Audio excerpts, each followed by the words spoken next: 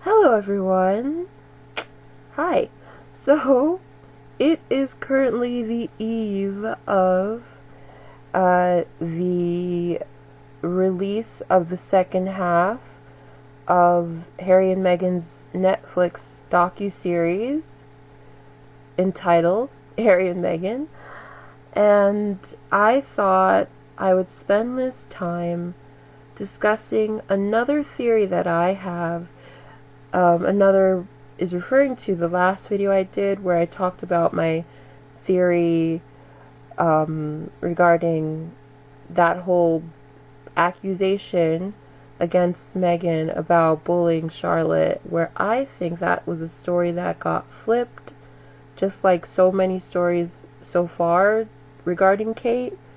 They take something that happened to one family member, put it on the other. That was like Harry's whole life. So it wouldn't surprise me if they did that with that, and so with the bullying thing.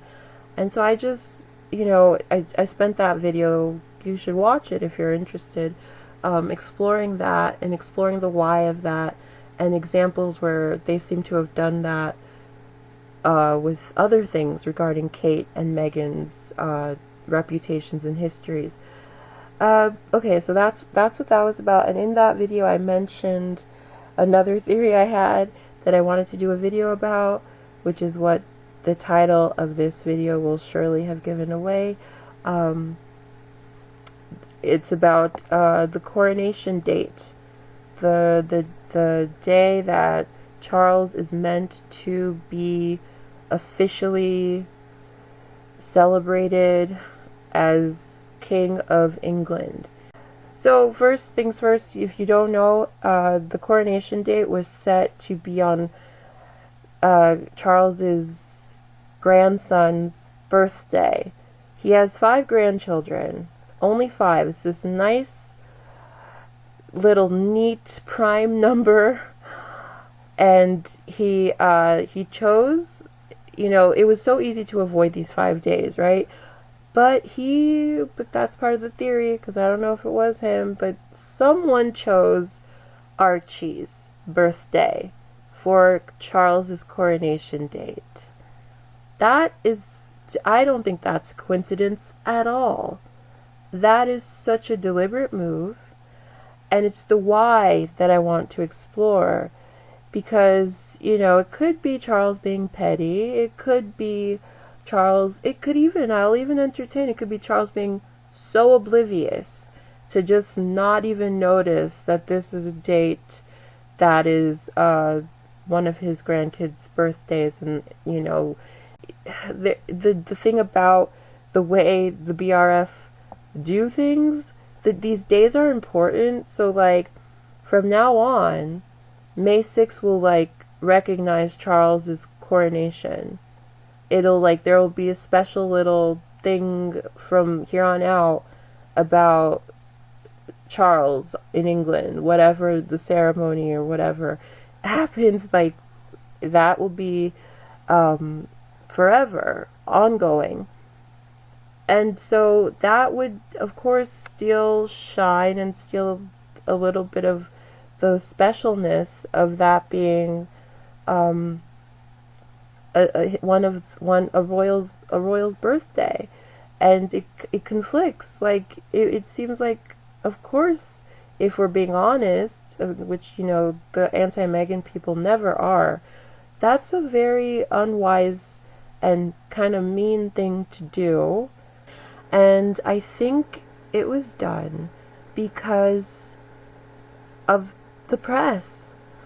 I think, okay, it's as I said in the video where I talked about it briefly, the last video about Kate, the way Harry described things where his family is stuck, I do think there's truth in that. I'm just, he didn't elaborate, so I'm having to interpret how that could be.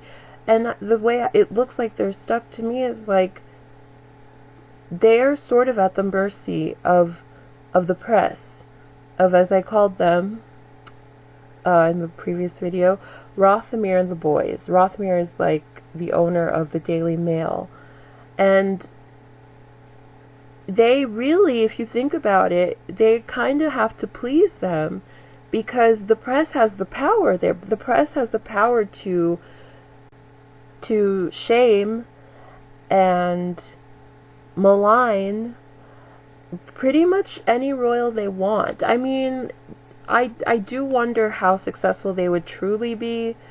But they could always just plant stories, you know? They have that power. They can plant just like rumored stories if they want to.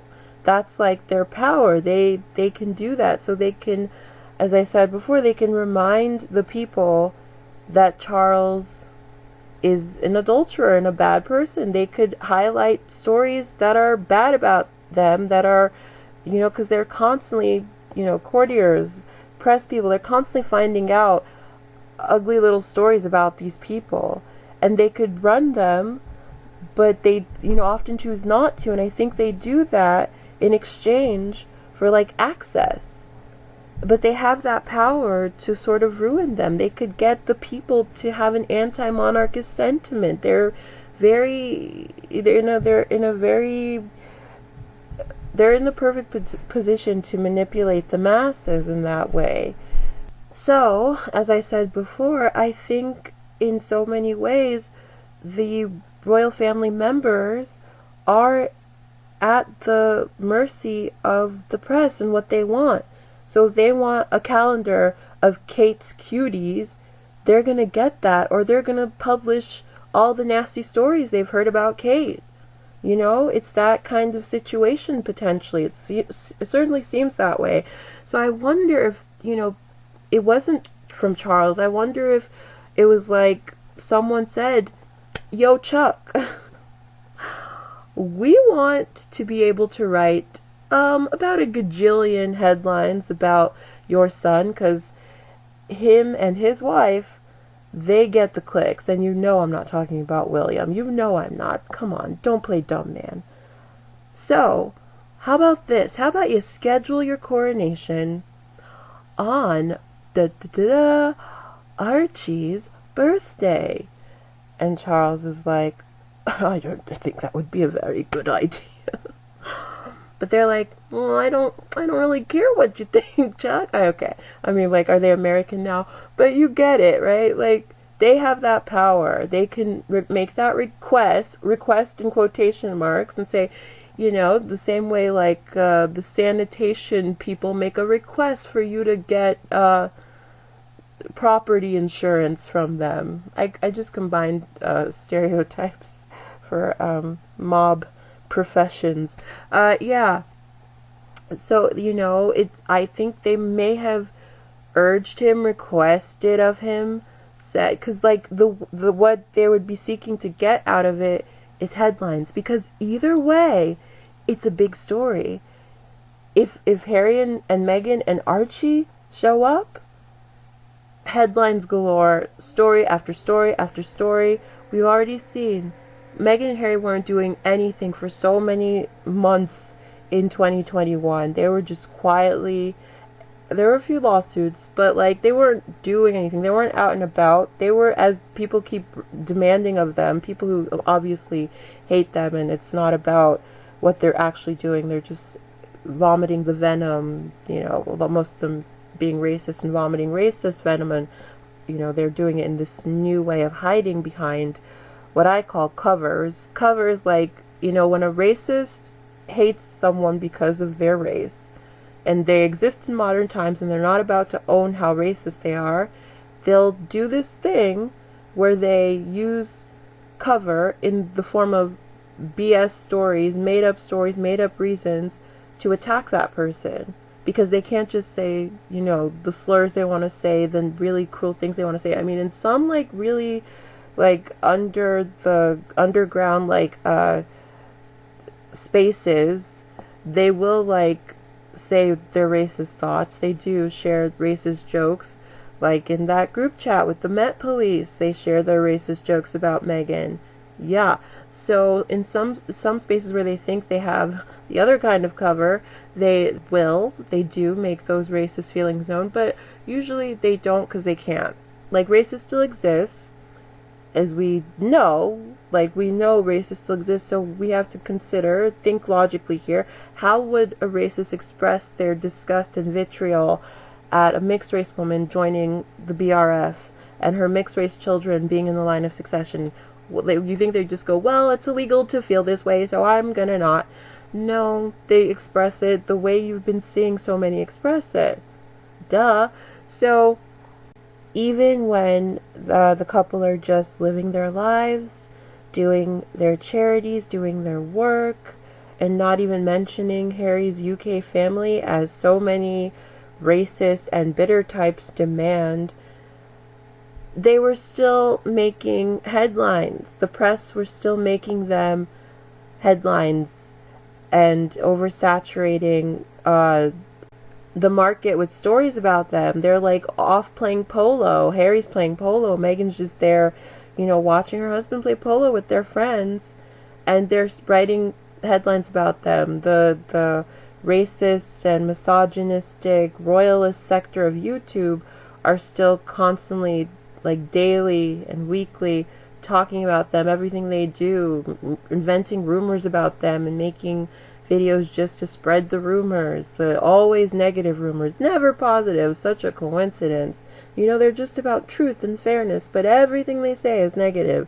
Funny that. So that is gonna follow them regardless. Even when this is all done, people act like, just like with the Oprah interview, they act like this is the thing that did it.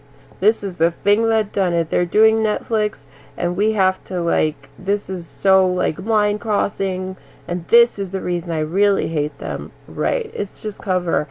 And, okay, so as I was saying, though, the gain by the press is that if they show, of course, huge headlines, big headlines, it's controversy, it's something to talk about, something to write about, and then if they don't show, because they want to celebrate their kid's birthday outside of England, that will also be tons and tons of headlines. Either way, for the press, it's a win-win, and this feels like one of those things where I don't want to let him off the hook, but I maybe possibly, he could put his foot down, but then if he put his foot down, they'd be like, I seem to remember you taking this bag of cash from this other person, and we didn't publish that, Chuck. So maybe you want to rethink that. They have that kind of stuff on him. Or they could just do what we already know, or, share what we already know and remind the people, hey, remember when Charles took those bags of cash from these unsavory gentlemen? Yeah, they have that power, so they could be the ones pulling the strings here saying, Chucky, my boy, make your coronation on your grandson's birthday, because it'll be something fun to write about. It'll generate, this many dollar signs or pound signs.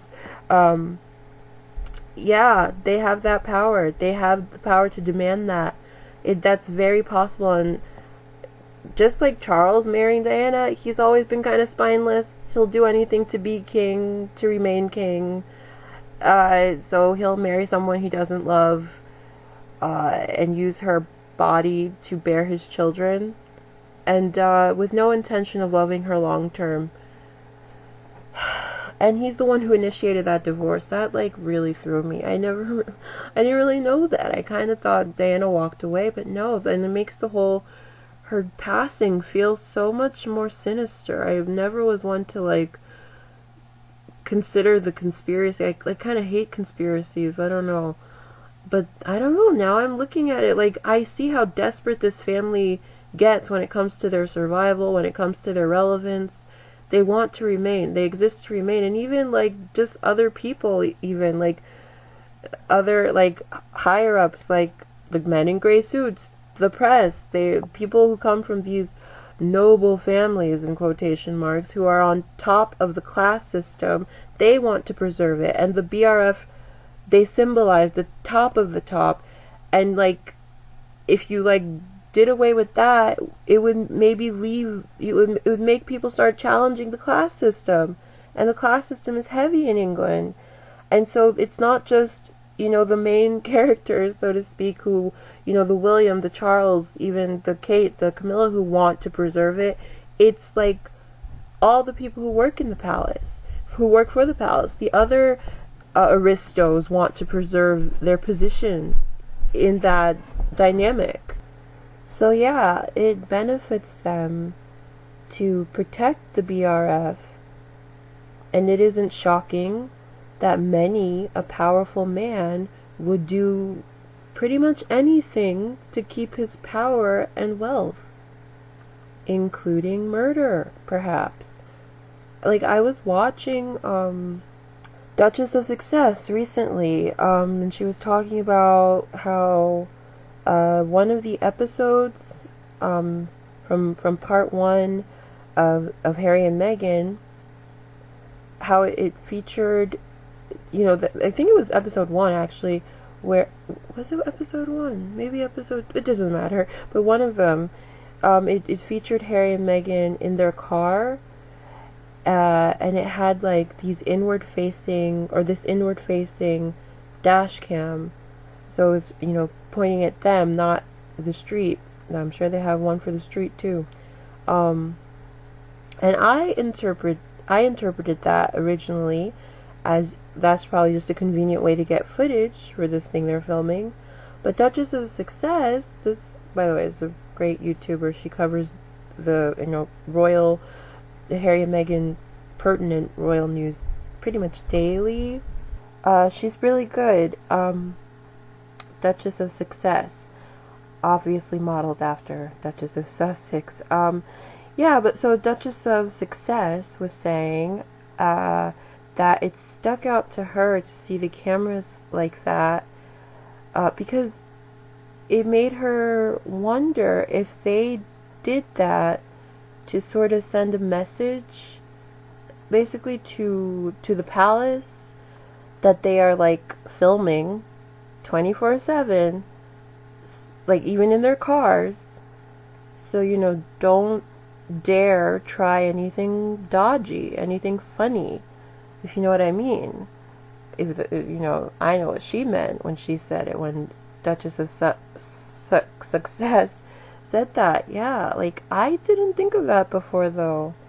Maybe she's right. Maybe that was one of the purposes of not just having that, but showing the audience, the world watching, and especially the people at the palace watching, because they're watching. We're not playing. Maybe some years ago, someone wasn't so mindful, the technology didn't exist, but we're not, in the 1990s anymore.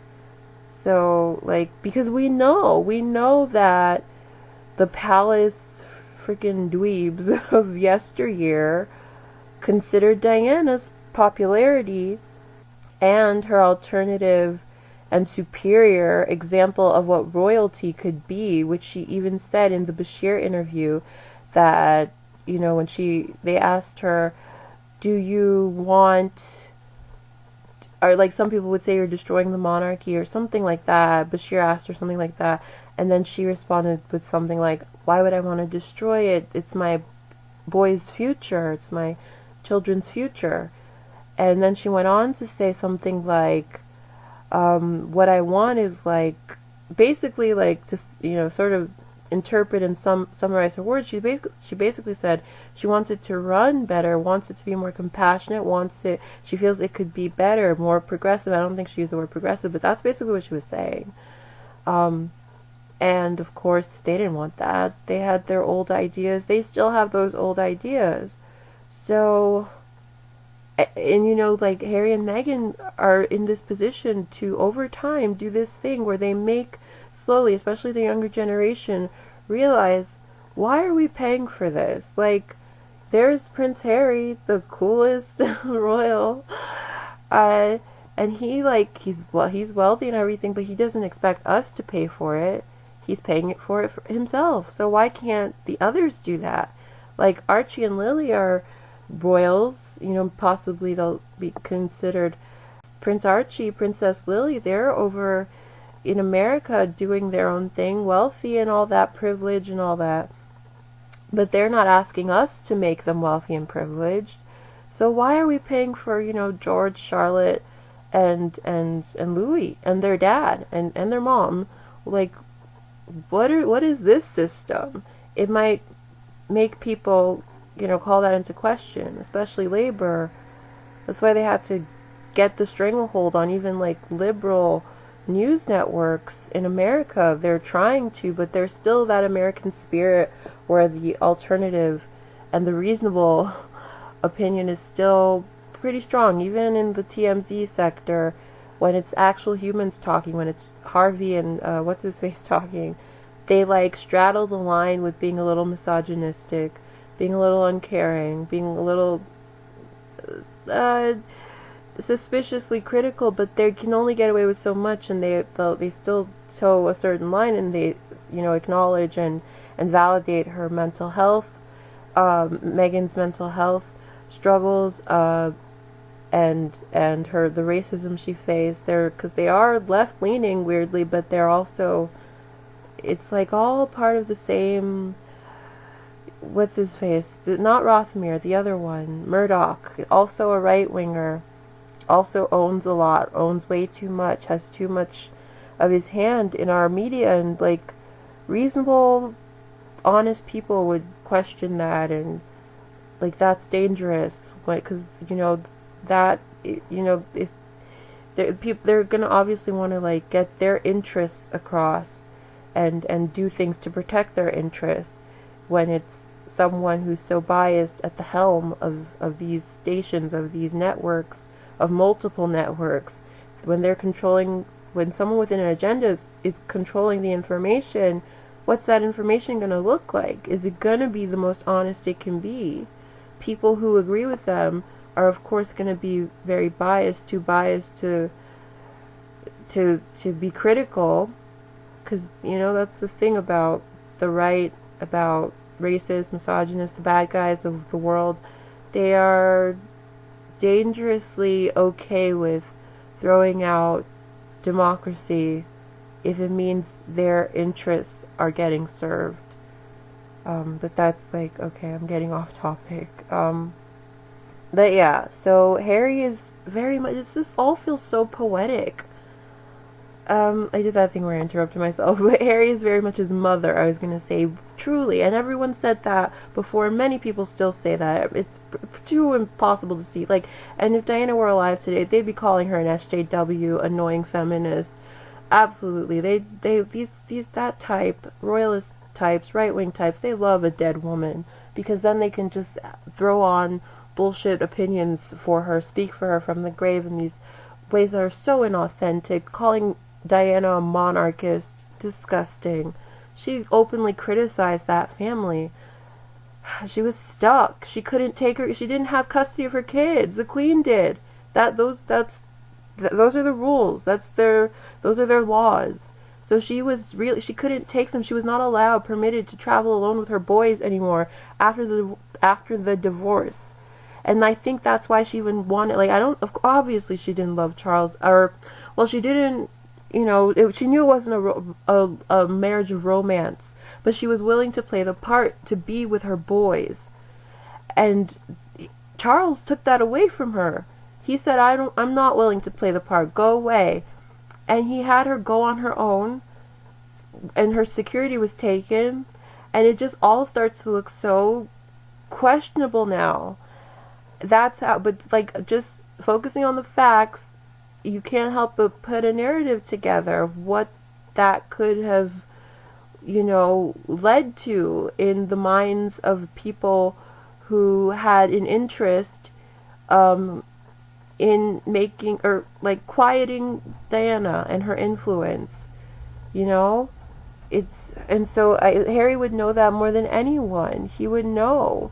He would really know, and maybe Duchess of Success was right. Maybe that is what that was, that showing the world, we got cameras in these cars. Don't try shit. I don't know, they didn't show this, but I'm sure they have cameras on the outside of the cars. They know that there are a lot of people, there's people screaming at them as they're walking into the Ripple of Hope Awards. Harry, you're ruining the royal families. That nonsense. Like, these people are so mentally ill. Like, and it's like a normalized kind of mental illness that isn't even recognized. It's a devoteeism to an extreme. You don't even care how bad these people are.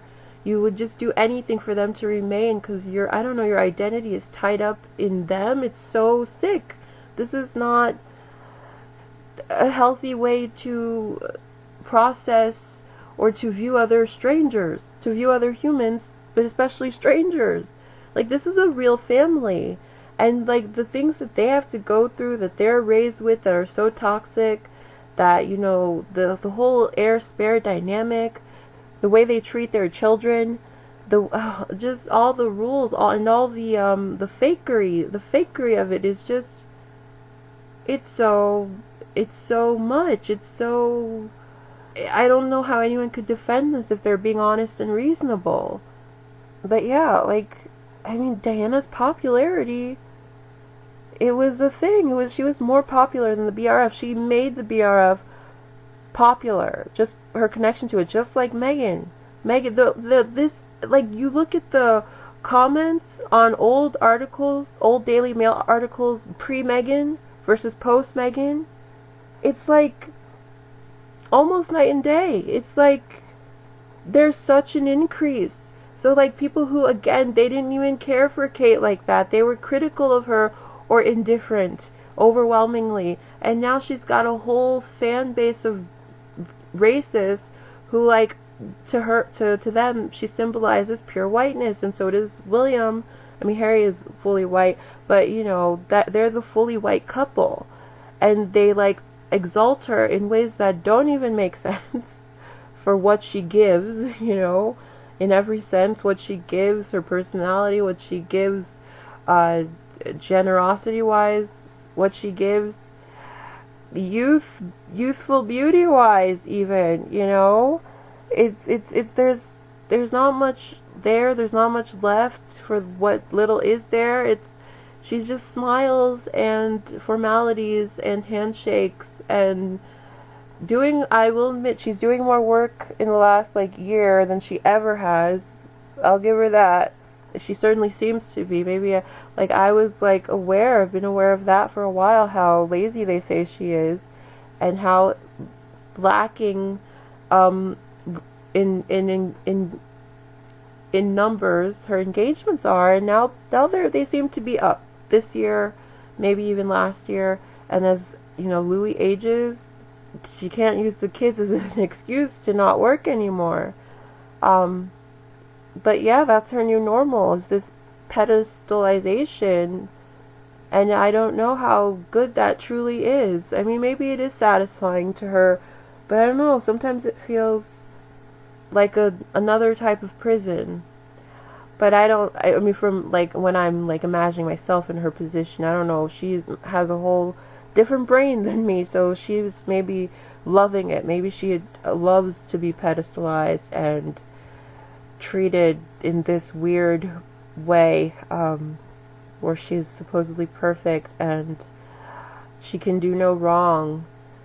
But sometimes I just see her face, the smiles don't look authentic a lot of the time.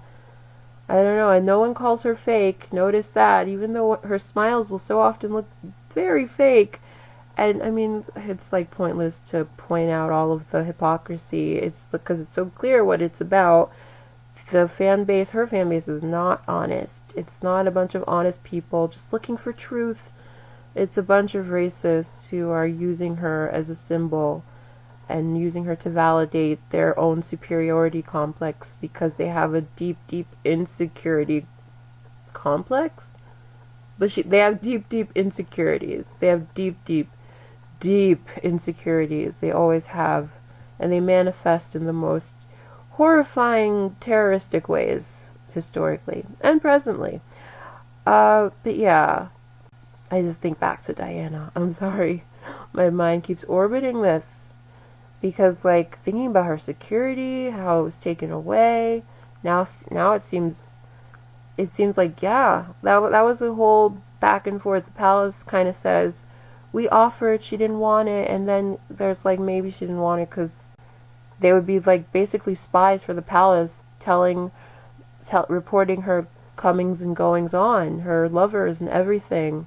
And that was such an egregious act to them when she started dating a Muslim man, a brown Muslim man. It was so like horrifying, this white angel and her brown lover, and it was just beyond. And then like these boys, William and Harry, they were gonna potentially have like half siblings, like Muslim half siblings. It was just too much, and I'm saying it, it's like it's just too much. And then the war, it was, what was it, just too much, and then a cosmic coincidence happened and she just happened to die?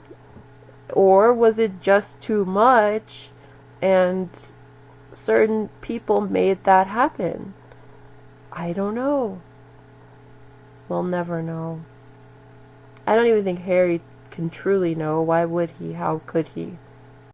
But I think he at least suspects, and I think he at least is like wise enough to make certain decisions, and maybe things have been said to him implicitly over the years where he's gotten to paint a real picture of what happened. And at minimum he knows she was, that security was taken from her. That's why he's fighting publicly. Like, so you can't say we didn't want security. If something happens, you can't change the script. You can't change history. You can't, like, he has the like wisdom given by his mother's example left behind. He's gonna publicly fight for security, so if anything happens, we know it's not because he didn't want security.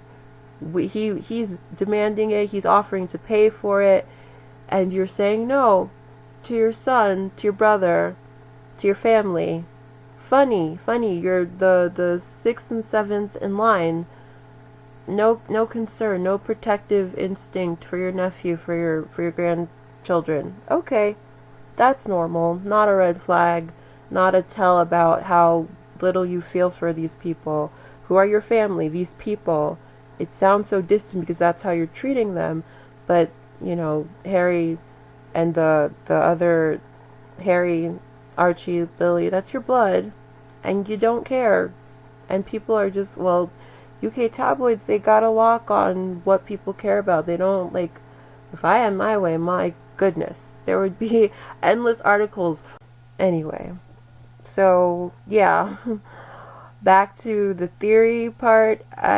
I believe that Charles may not be in control of things like this in the way we'd think he'd be. I think if you think about it, if someone, one of Rothmir's minions, like, demanded Charles have his coronation be on a specific date, what could Charles do? Because you know they have dirt on him, and even if they don't have new dirt that they were, like, kind enough to never share, they do have old dirt that they could drum up, point out, get a few more eggs tossed to him, more than eggs maybe, tomatoes, you know, like, they could really, they have the power to, like, sow hatred into the masses. Charles knows that. So yeah, he's over a barrel for them. If they want drama through him, through his choices, like the choice of, you know, having his coronation be on the date of the grandchild, one of the grandchildren that I think even if they like have a coldness towards Archie, they are probably more curious to see than the others in a live setting, like out and about, seeing him react and interact live, because he's new, because like they've seen the Cambridge or Wales kids a bunch, and they barely see Archie, especially like a current version of Archie, and they don't see how he interacts, and it would just, if nothing else, be fascinating. And they want that. They want the drama of that. They want the headlines of that. They want to print that story in a million associate headlines and interpret him like yawning with something about Meghan and Harry like not feeding him the right foods and not allowing him sleep because they're so toxic. They'll turn everything into something negative. They want that. There'll be a million different body language experts about how Archie coughed 3 times. Oh my gosh, he's sick and they took him out, or he's uncomfortable around his own mother. His father is clearly not raising him, because a child would never like lean this way slightly to the left around their dad, and when a child, clutches their dad's right shoulder, that means that they secretly hate them. Just ridiculous interpretations like that. It's crazy, because it is that crazy. They do have like interpreters, supposed experts, saying nonsense like this, so I'm not that far off. And again, they love the drama because they can write about it. And in the meantime, when Harry and Meghan are like not doing anything in the news, they're just making up drama, literally making up stories. So yeah, that's what they're dealing with, the Sussexes. That's what they were dealing with, and it's like 4 hours at this point until the docu-series second half premieres, is released, and I am excited and nervous. And I know no big change will come. Probably they'll just make excuses. Again, I know I know how racists think. I know they'll make any excuse to keep hating, because they can't, it's not, there's no reality where they're like, oh, I didn't know this thing, now I'm gonna not be cruel. They're like, the racist hate is just, it takes over the whole mind.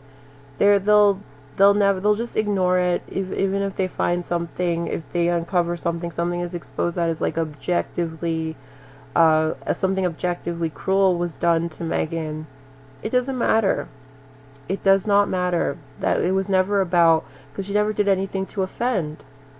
She never did anything to offend. Look at how they reacted to the curtsy. Does that feel like an honest reaction from like sane, honest people? Mike Tyndall just did a whole not just, but back in 2015, he literally, straightforward mocked curtsying. Can you imagine if Meghan did that? If she mimicked the way men, express deference towards the Queen. He mocked curtsying, and people just thought it was funny, or they didn't care. That was because, I remember the normal days, because also I still, it's not just memory, it's my current day instinct, despite all of this, the way they're so drama, the way they're so dramatic, the way they bring so much drama to everything tied to Harry and Meghan, the way they lie and they over-exaggerate every reaction to them, and they get so irrationally and disproportionately angry, they act so stupid and dishonest. Despite all that, my instincts are still the instincts of old, where when I saw that, Mike Tyndall mocking curtsying, I didn't care. And then 7 years later, when Meghan is not even mocking curtsying, just showing the bad way, the incorrect way she curtsied, it's nothing. I giggled, because, it's kind of contagious when you see someone giggly, you giggle. I giggled when I saw that. And it's like, oh, Meghan. And so she's just showing us the incorrect way she curtsied, and, finishes that segment with, I didn't know what I was doing. And it was such a sweet, but also nothing story, as in it was not offensive. It was oh yeah, that makes sense. She's American. She wouldn't necessarily know. And the way these liars lied and exploded with, that is the most this is a shame. This is evil. She is so evil. She's a bully. Literally, they said all this. Literally, they called her a bully. So if they're doing this over a curtsy, they're not gonna give a single fuck about any horrible thing done to her. These are racists. They're not in the business or interested in being honest and treating her normally. That ship, I was going to say it sailed, it never even docked.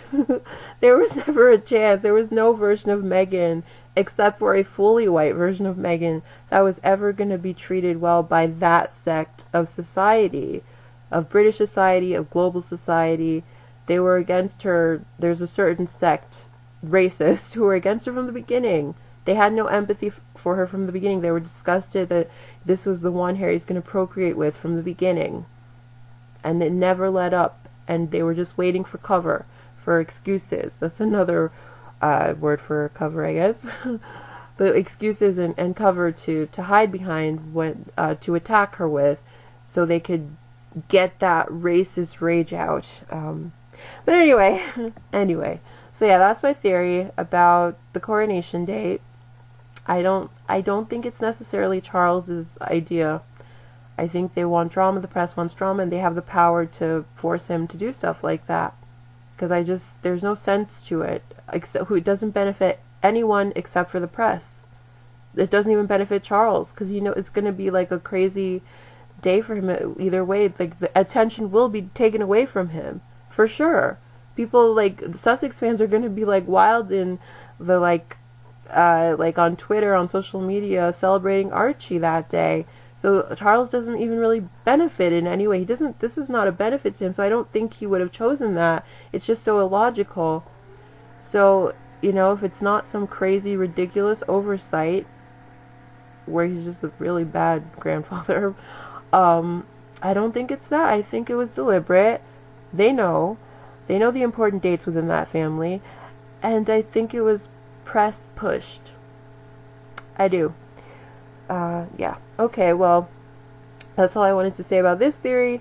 Thank you for listening.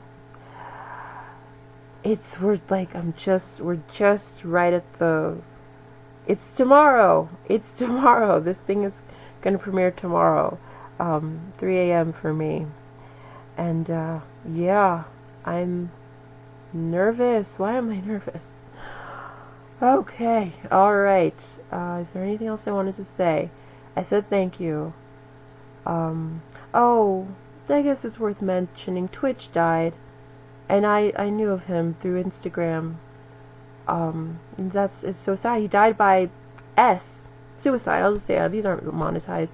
He died by suicide. He was 40. And Meghan met him when she was on the Ellen show. She, like, gushed about how she liked his videos. And, like, so, sad day.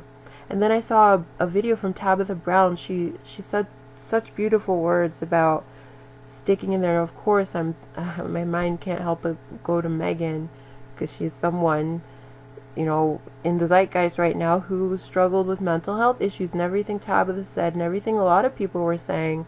And Tyler Perry spoke on it too. I saw his video. And he's like, he Tyler Perry was saying how he thinks of it as a buy-in, like, basically, like, this is the price you pay for something amazing on the other side. And that's, like, what helped him get through it, because he also was suicidal at one point in his life. And Tabitha, with her, she's, like, extremely empathetic, and she has children, and she couldn't help seeing, I guess that in this man, like, and like, I think she just connected on a human level, because we've all had those really down moments, and it's just so true what she said. Or I felt it was like, it was advice I'd never thought of or heard of, like, where she said, just think of the childhood you, the you when you were happy as a child, and, like, cling to that, because it's not always going to be bad, and sometimes it's just very comforting to sort of wrap yourself in the, like, cloak of childhood, good pure childhood memories.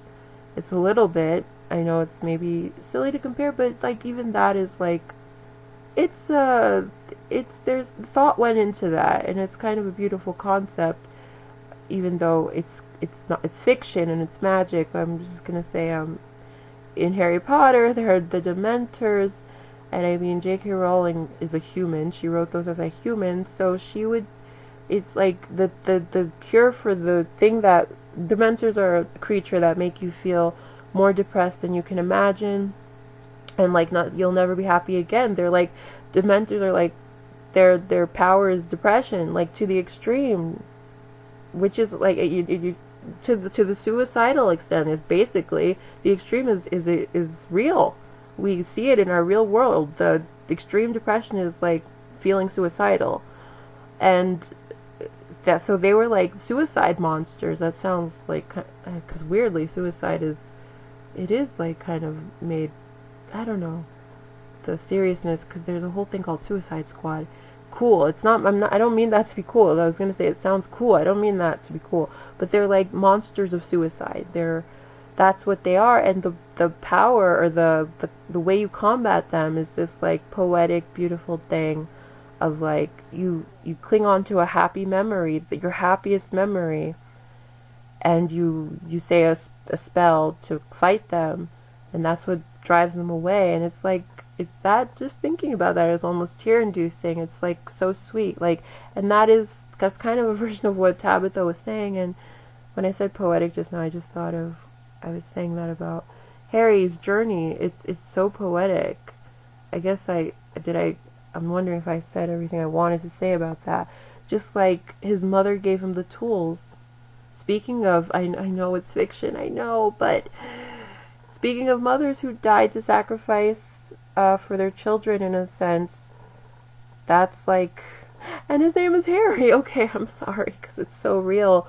But it's not, I mean it in a real way. I mean it. It's like, there are these parallels that are just very interesting that I'm realizing right now. And I mean, I don't think Diana died with the intent of being a martyr. I don't think it was intentional at all. But that's like, that's just what happened. And I hope Harry, it seems like Harry was left with wisdom and lessons. And it's just so, he's so clearly the good guy in this. Like, they say just everything to put him down, to like emasculate him, to like abuse him through the palace in a way. They're like, not even through the palace, they're just abusing him, like straightforward, straight up, directly. They're abusing him. They're like, they say all this stuff with like, my family did such horrible things to me, and they're like, the abusers, the racist abusers are like, no, Harry, you were happy. Like, no, there's like 50 videos of me talking literally about how unhappy I was. Like, no, you were so, look at this picture of you smiling, Harry, that means you were happy. She's a witch. She made you think differently. You were clearly very happy before. Like, what is wrong with you? These people are so mentally unwell. Anyway. So, did I say everything? Poetic justice, maybe. This is, and I just hope the best for Harry and Meghan. And I do want them to be billionaires. I want them to always be able to afford protection for themselves and their children. And I want their children who didn't, they were born now with targets on their back. I want their children to forever be able to protect themselves. So I want them to make all the money possible to be able to protect themselves and to be happy. Like, to afford the comforts in life that would make them happy, and to always, stick to what's real. Meghan seems to be very much into, like, feet in the grass.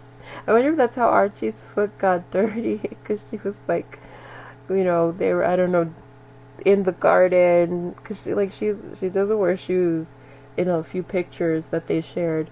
And it's just so, like, she's like her mom. And I remember this from an old interview, pre-Harry interview, where she talked about her mom, who's like a total hippie. And it's like, yeah, that's probably where she gets it from. And her mom was her yoga instructor, we found out. I think I kind of knew that. But, yeah. Anyway, I wish the best for all of them. Anyway, so we'll be seeing part 2 in a few hours. And thank you for listening. Comment if you have anything to say. Like, share, subscribe. Alright. See you on the other side. Bye.